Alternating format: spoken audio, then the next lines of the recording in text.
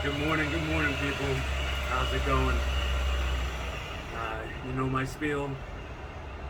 Not my lawyer, so I gotta disclose to you that you should take nothing in here as legal advice.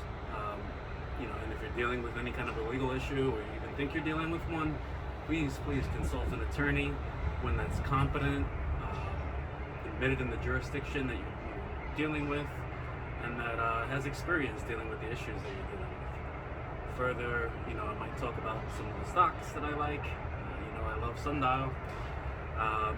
So that said, I'm not a financial advisor. I'm just pulling off the headlines. I call myself an emotional investor, so I wouldn't trust myself for financial advice. I don't advise people on that. So please do your own due diligence, do your own research, figure it out for yourself.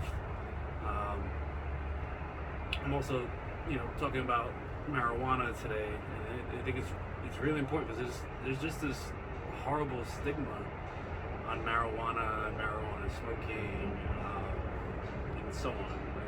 It's hilarious how people are perfectly okay with you smoking a cigar right next to their kids, but you light up a marijuana cigarette next to them, and you're even on your own property, and they have a panic attack. Not that I believe you should be smoking around kids at all. I don't think that's not appropriate. But at the same time, I think it all, like, there's shared spaces that we're in, and depending on where you are, like for instance in Florida, a lot of places they allow you to smoke in certain areas, and some of them have rules where no, we don't allow you to smoke marijuana, even though they allow you to smoke cigarettes. I'm not sure if I object too much to that, like just because of how strong the stigma is, and I get the concern. I do think that may be discrimination, especially if it's a medical marijuana holder. You're basically telling them, because don't quote me on this, but I believe, especially in Florida, the rule is that you're not allowed to smoke in public spaces, but you are allowed to smoke in private spaces. So if you're at a restaurant, that is private property, and it's up to the person that makes the rules there, or that owns the property, to determine whether you're allowed to smoke or not. And if you're allowed to smoke, then that's fine. If you're not, then you shouldn't be smoking there. So I definitely think places, if they're going to do that, they should publish the rule, but I think that's really risky because, like I said, if it's a medical marijuana holder, you get somebody that's a little savvy, it could be a legal headache that you may not want to deal with. So I don't think popular opinion would be on your side.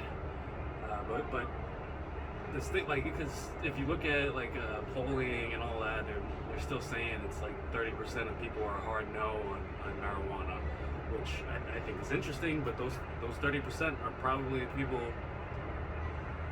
with more money and more influence and whatnot. I'm just guessing that, but that's what I'm thinking. Because how does something so popular not get legalized? So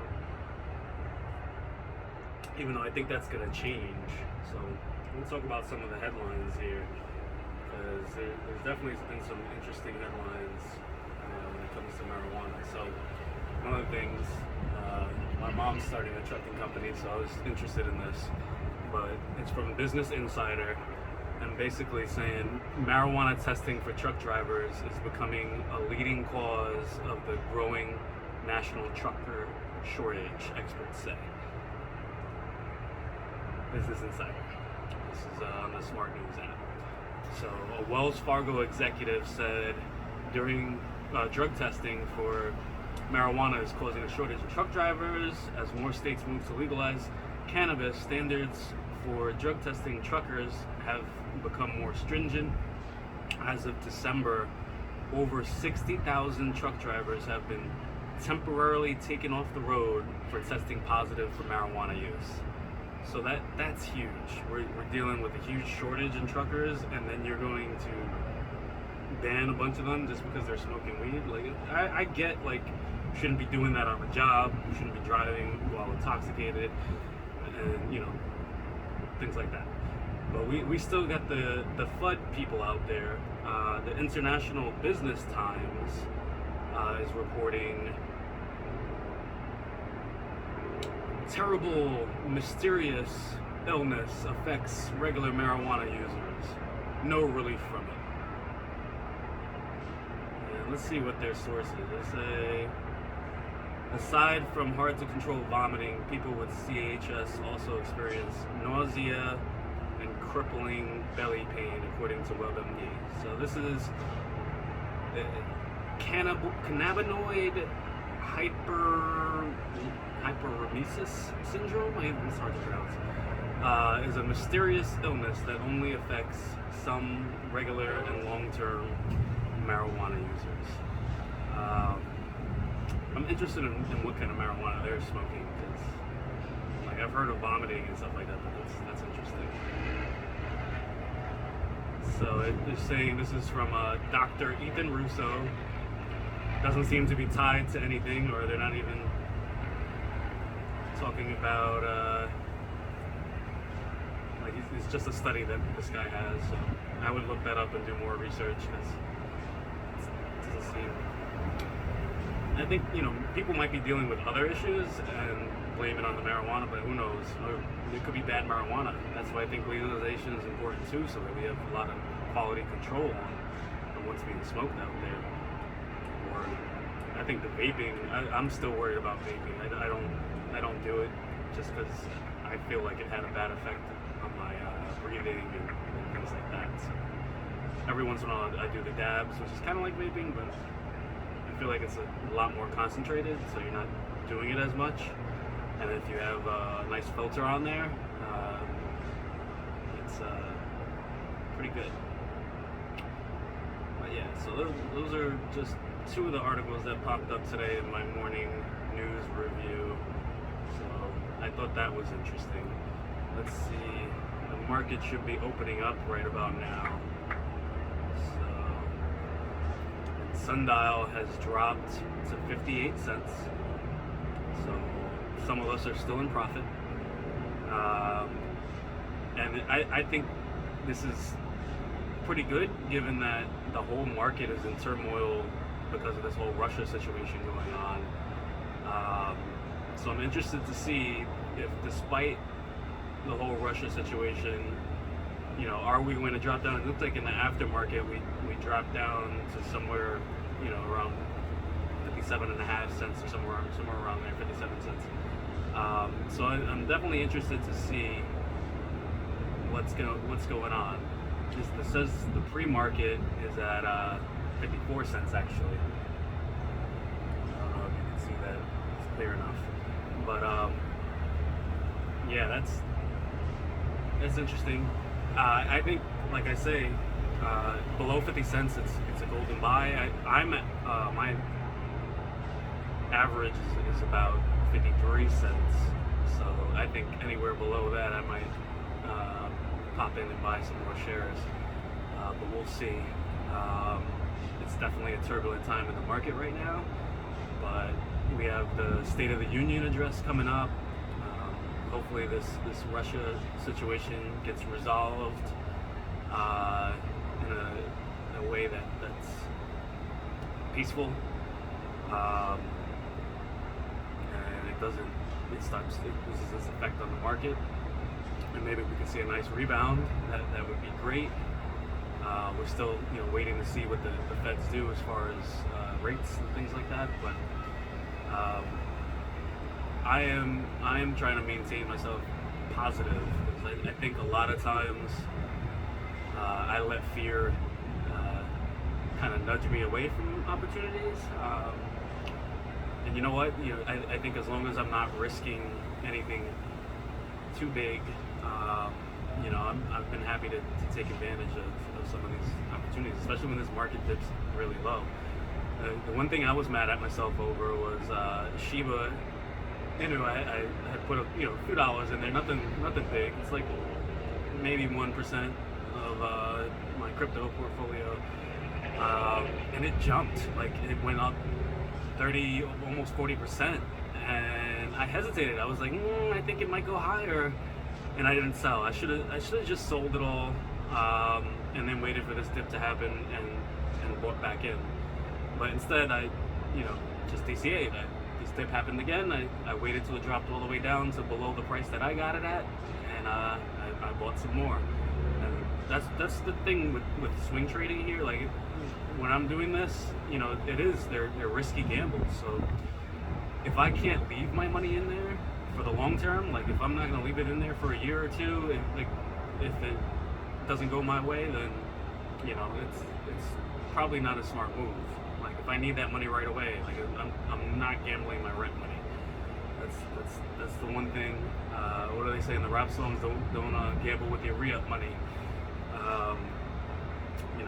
I don't have to re-up, so rent money is what I'm talking about.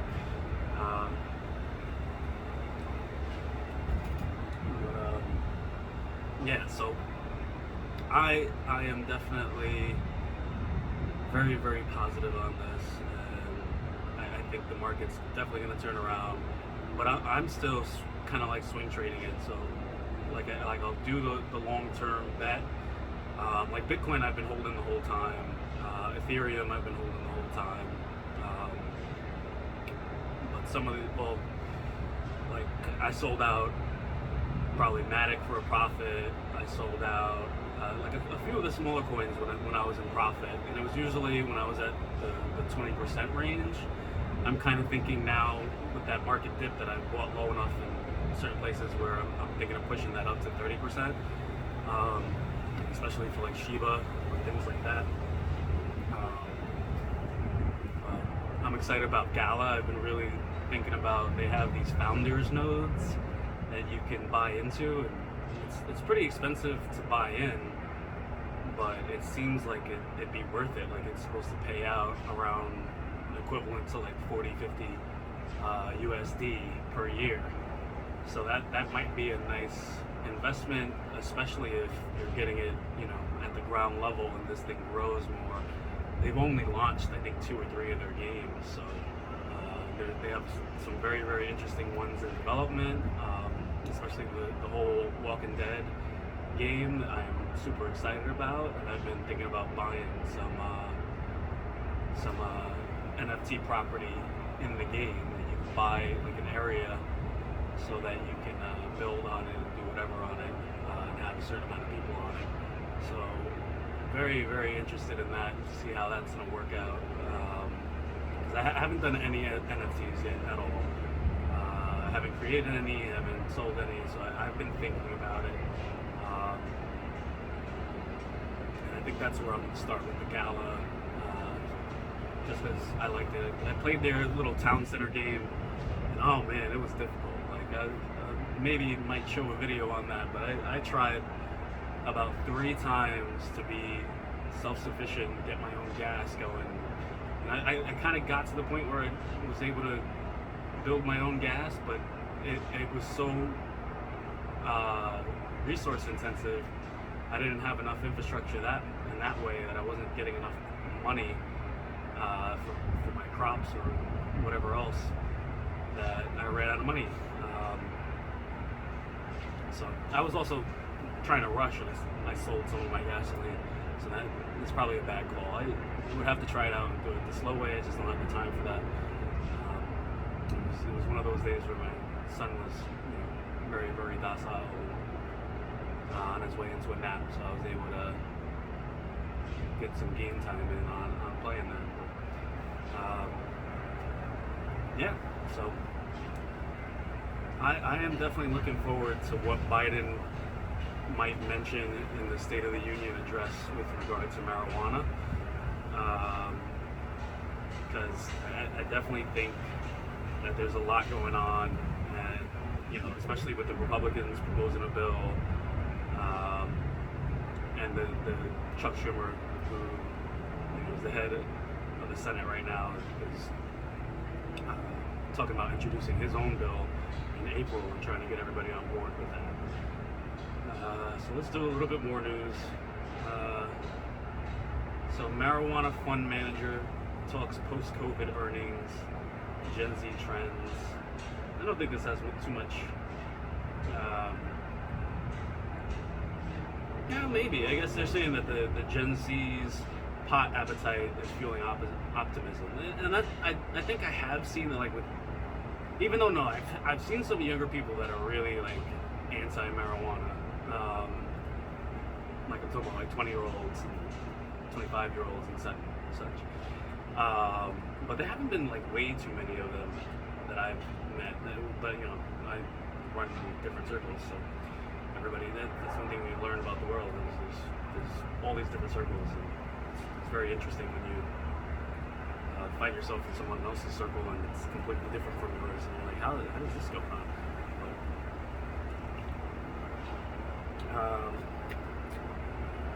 But yeah, so this seems like a positive article from Bloomberg on marijuana. Oh, this is interesting. Syracuse.com. I have an office up there, so always interested to hear what's going on in the Syracuse news.